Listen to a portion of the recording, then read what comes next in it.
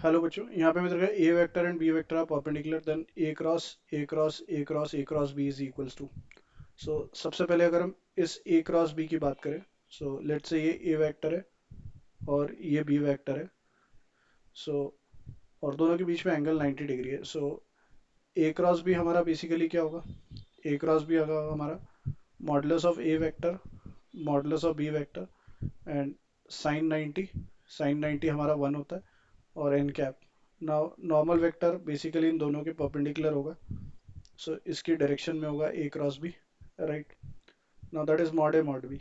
Now उसका फिर से ए क्रॉस ए के साथ क्रॉस करेंगे, तो जब हम इन दोनों का क्रॉस करेंगे तो इनके बीच में भी एंगल कितना है? 90 डिग्री। सो वो हो जाएगा मॉड ए स्क्वायर और मॉड बी, और डायरेक्शन किसकी हो जाएगी? B cap. ना फिर से उसका ए के साथ क्रॉस करेंगे तो अगेन वो किसकी डायरेक्शन में आ जाएगा? भाई यहाँ पे हमारे पास फिर से हमने ए के साथ उसका क्या करा? क्रॉस करा। तो दैट इज बेसिकली कितना हो जाएगा? Mod A cube mod B N cap, और फिर वापस से उसका ए के साथ क्रॉस करेंगे तो बी के डायरेक्शन में आ जाएगा। सो दैट इज बेसिकली कितना हो जाएगा? Modulus of A to the power 4 modulus of B vector modulus of B, और डायरेक्शन किसकी हो जाएगी? बी कैप की।